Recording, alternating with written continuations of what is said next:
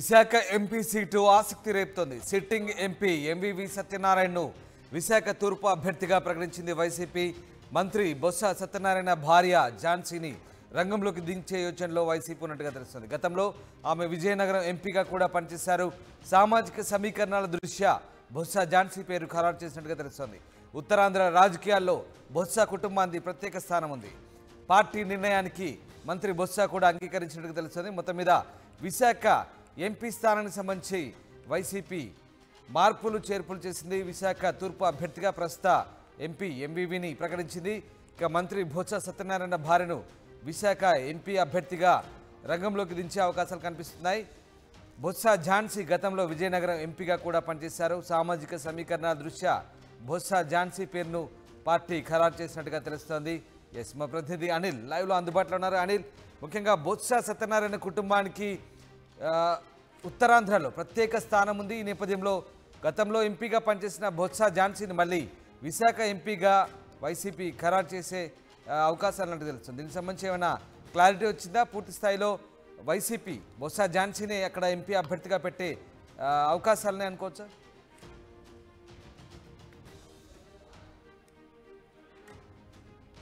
వ్యవహారంలో తీవ్రమైనటువంటి కసరత్తు చేస్తున్న వైఎస్ఆర్ కాంగ్రెస్ పార్టీ తాజాగా ఎంపీ అభ్యర్థులను కూడా ఖరారు చేసేందుకు ఇప్పటికే పూర్తి స్థాయి కసరత్తు అయితే చేస్తున్నట్టుగా కనబడుతుంది. అందుకు అనుగుణంగానే విశాఖ పార్లమెంట్ నుంచి వైఎస్ఆర్ కాంగ్రెస్ పార్టీ పార్లమెంట్ అభ్యర్థిగా బొత్స ఝాన్సీని రంగంలోకి దింపేందుకు ఇప్పటికే ఆమె పేరును దాదాపుగా ఖరారు చేసినట్టుగా మనకి సమాచారం అందుతుంది. ఎందుకంటే ఉత్తరాంధ్ర వ్యాప్తంగా బొత్స కుటుంబానికి రాజకీయంగా చాలా ప్రాధాన్యత ఉంది. టాప్ ఫ్యామిలీగా బొత్స కుటుంబం ఉన్నటువంటి నేపథ్యంలో అలాగే బొత్స ఝాన్సీ కూడా గతంలో విజయనగరం ఎంపీగా కావచ్చు, అలాగే జడ్పీ చైర్పర్సన్ గా కూడా 2 పర్యాయాలు పనిచేశారు. నియోజకవర్గాల పునర్విభజనకు ముందు బొబ్బిలి ఎంపీగా కూడా ఆమె పనిచేసినటువంటి అనుభవం ఉంది. అలాగే ఉన్నత విద్యావంతురాలుగా ఆమె ఉన్నారు. ప్రముఖ న్యాయవాదిగా కూడా కొనసాగుతున్నారు. అలాగే సైకాలజీకి సంబంధించినటువంటి అంశంలో ఆమెకు డాక్టరేట్ కూడా ఉంది.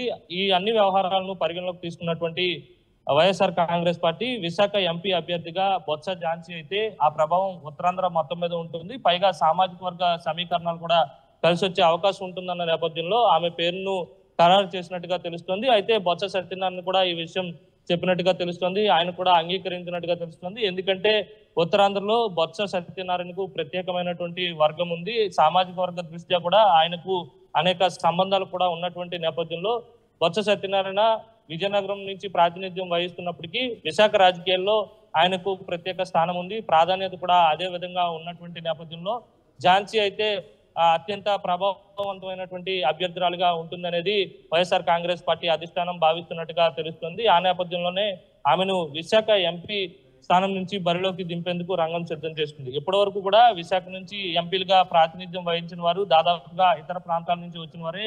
2004 నుంచి తీసుకున్నట్లయితే కనుక నేదురుమల్లి, ఆ తర్వాత వచ్చినటువంటి పురంధేశ్వరి, అలాగే 2014లో ఎంపీగా ఉన్నటువంటి భాజపా ఎంపీ ఖమ్మంపాటి హరిబాబు కూడా ఇతర ప్రాంతాల నుంచి వచ్చిన వారే అక్కడ విజయం సాధించడం జరిగింది. అయితే ఉత్తరాంధ్రలో బీసీ అభ్యర్థిని రంగంలోకి దింపితే కనుక ఖచ్చితంగా ఆ ప్రభావం ఉత్తరాంధ్ర వ్యాప్తంగా ఉంటుంది. విశాఖలో ప్రధానంగా తెలుగుదేశం పార్టీ, జనసేన పార్టీ ఉమ్మడి అభ్యర్థి కనుక రంగంలో దిగితే వాళ్ళు కూడా ఖచ్చితంగా బీసీ అభ్యర్థిని రంగంలోకి దింపాల్సిన అవసరం ఉంటుంది. కనుక ఇది పొలిటికల్ స్ట్రాటజీలో చాలా వైఎస్ఆర్ కాంగ్రెస్ పార్టీకి లబ్ధి చేకూరే విధంగా ఉంటుందని చెప్పి అధిష్టానం భావించినట్టుగా తెలుస్తోంది. అందుకు అనుగుణంగానే బొత్స ఝాన్సీని రంగంలోకి దింపారు.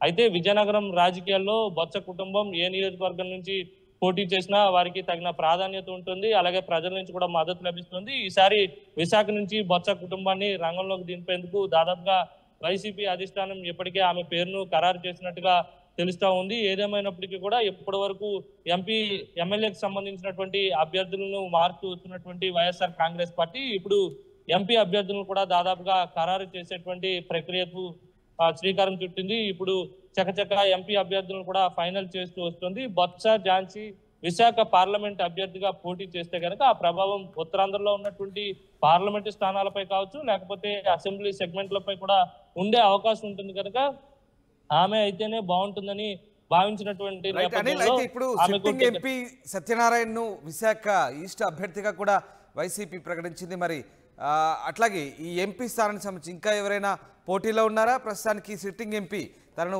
అసెంబ్లీ అభ్యర్థిగా ప్రకటించే పట్ల సంతృప్తిగా ఉన్నారా? పూర్తి స్థాయిలో అధిష్టానం దీనికి సంబంధించి ఎట్లా సమన్వయం చేస్తోంది పార్టీలో? ఇప్పటికే ఎంవివి సత్యనారాయణ సిట్టింగ్ ఎంపీగా విశాఖలో కొనసాగుతున్నారు. ఆయన్ను విశాఖ తూర్పు నియోజకవర్గానికి సంబంధించి ఇన్ఛార్జ్ గా కూడా వైఎస్ఆర్ కాంగ్రెస్ పార్టీ ప్రకటించింది. ఆయన పార్టీ కార్యక్రమాల్లో చాలా చురుగ్గా పాల్గొంటున్నారు. నియోజకవర్గ వ్యాప్తంగా కూడా కలిగి తిరిగి ఖచ్చితంగా విజయం సాధించాలనే ఉద్దేశంతో ఆయన పని దాదాపుగా మొదలు పెట్టారు. ఓవరాల్ గా చూస్తే కనుక మొత్తం మీద ఇప్పటికే ఉన్నటువంటి సిట్టింగ్ ఎంపీ ఎంవివి సత్యనారాయణను విశాఖ తూర్పు అభ్యర్థిగా ప్రకటించినటువంటి నేపథ్యంలో ఆయన నుంచి ఎటువంటి ఇబ్బంది ఉండదు. ఝాన్సీని రంగంలోకి దింపి, ఎందుకంటే ఎంపీగా ఉన్నటువంటి ఎంవివి సత్యనారాయణ ఇప్పటికే తూర్పు అభ్యర్థిగా పంపించారు కనుక ఇక ఎంపీ అభ్యర్థి స్థానం అయితే ఖాళీగా ఉంది. ఈ స్థానంలో బొత్స ఝాన్సీ అయితే కరెక్ట్ గా ఉంటుందని భావించినటువంటి వైఎస్ఆర్ కాంగ్రెస్ పార్టీ అధిష్టానం ఈ నిర్ణయం తీసుకున్నట్టుగా మనకు స్పష్టంగా అర్థమవుతోంది రామ్దాస్. రైట్. అలాగే మిగతా స్థానాలకు సంబంధించి ఉత్తరాంధ్రలో ఇంకా వైసీపీ ఎలాంటి కసరత్తు చేయబోతోంది? మిగతా ప్రాంతాల్లో చేసిన ప్రయోగాల మాదిరిగానే ఉత్తరాంధ్రలో విశాఖతో పాటు మిగతా స్థానాలకు సంబంధించి ఎట్లాంటి జాగ్రత్తలు తీసుకుంటుంది వైసీపీ? ఖచ్చితంగా ఉత్తరాంధ్ర అంశానికి వస్తే కనుక దాదాపుగా బీసీలకు పెద్దపీట వేసే దిశగా వైఎస్ఆర్ కాంగ్రెస్ పార్టీ ఆలోచన చేస్తోంది. అందుకు అనుగుణంగానే మార్పులు చేర్పులు చేస్తుంది.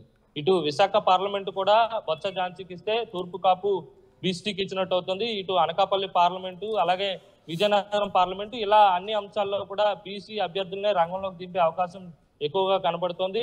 ఇటు శ్రీకాకుళం పార్లమెంట్ కి సంబంధించి కూడా ఖచ్చితంగా వైఎస్ఆర్ కాంగ్రెస్ పార్టీ బీసీ అభ్యర్థినే రంగంలోకి దింపుతోంది. అలాగే విజయనగరం పార్లమెంట్ కి సంబంధించి ఇంకా మాటలు జరుగుతున్నాయి. అలాగే అక్కడ ఉన్నటువంటి నేతలతో కూడా చర్చిస్తున్నటువంటి పరిస్థితి ఉంది. విజయనగరం సంబంధించి కూడా బీసీ అభ్యర్థులనే రంగంలోకి దింపబోతా ఉన్నారు. ఇటు విశాఖ పార్లమెంట్ అభ్యర్థిగా కూడా ఝాన్సీని ఖరారు చేసినట్టుగా తెలుస్తుంది. ఆమె కూడా బీసీ మహిళ. ఇటు అనకాపల్లి పార్లమెంట్ కి ఇప్పటికే సిట్టింగ్ ఎంపీగా ఉన్నటువంటి బీశెట్టి సత్యవతిని తప్పించి ఆమె కూడా బీసీ క్యాండిడేటే, ప్రముఖ డాక్టర్ గా పేరుంది. మరో బీసీ కుటుంబాన్ని నుంచి తీసుకొచ్చి అక్కడ టికెట్ ఇవ్వాలని చెప్పి చూస్తున్నటువంటి నేపథ్యంలోనే ఓవరాల్ గా ఈ నిర్ణయాలన్నీ కూడా చూస్తే ఉత్తరాంధ్ర వ్యాప్తంగా కూడా వైఎస్ఆర్ కాంగ్రెస్ పార్టీ ఇటు అసెంబ్లీ సెగ్మెంట్స్ లో కావచ్చు, లేకపోతే పార్లమెంటు స్థానాల్లో కావచ్చు, పెద్ద ఎత్తున బీసీ అభ్యర్థులను రంగంలోకి దింపేందుకు ఇప్పటికే దాదాపుగా ఎంపిక కూడా పూర్తయినట్టుగా మనకు స్పష్టంగా తెలుస్తా ఉంది. సోషల్ ఇంజనీరింగ్ లో భాగంగా ఇప్పటికే సామాజిక సాధికార పేరుతో పెద్ద ఎత్తున బస్సు యాత్ర పేరుతో నేతలంతా కూడా ప్రజల్లోకి వెళ్తున్నారు. ఈ ప్రభుత్వంలో బీసీలకు జరిగినటువంటి ఏదైతే లాభం ఉంటుందో వాటంతటిని కూడా పెద్ద ఎత్తున వివరిస్తూ ఉన్నటువంటి నేపథ్యంలోనే బీసీలకు ఖచ్చితంగా రాజకీయంగా తగిన ప్రాధాన్యత వైఎస్ఆర్ కాంగ్రెస్ పార్టీ ఇవ్వబోతా ఉందనేది ఆ విషయం స్పష్టంగా కనబడుతుంది Ramdas. Right, thanks for the update Anil. మొత్తం మీద విశాఖ ఎంపీ సీట్ అయితే ఆసక్తిని రేపుతోంది. సిట్టింగ్ ఎంపీని విశాఖ తూర్పు అభ్యర్థిగా వైసీపీ ప్రకటించింది. అయితే ఎంపీ స్థానానికి మంత్రి బొత్స సత్యనారాయణ భార్య ఝాన్సీని రంగంలోకి దించే ఆలోచనలో వైసీపీ ఉన్నట్టు తెలిసింది. ఆమె గతంలో ఎంపీగా కూడా పనిచేశారు. సామాజిక సమీకరణాల దృష్ట్యా బొత్స ఝాన్సీ పేరు ఖరారు చేసే అవకాశం ఉంది. ఉత్తరాంధ్ర రాజకీయాల్లో బొత్స కుటుంబాన్ని ప్రత్యేక స్థానంగా చెప్తారు. అయితే పార్టీ నిర్ణయానికి బొత్స కూడా అంగీకరించినట్టుగా తెలుస్తోంది.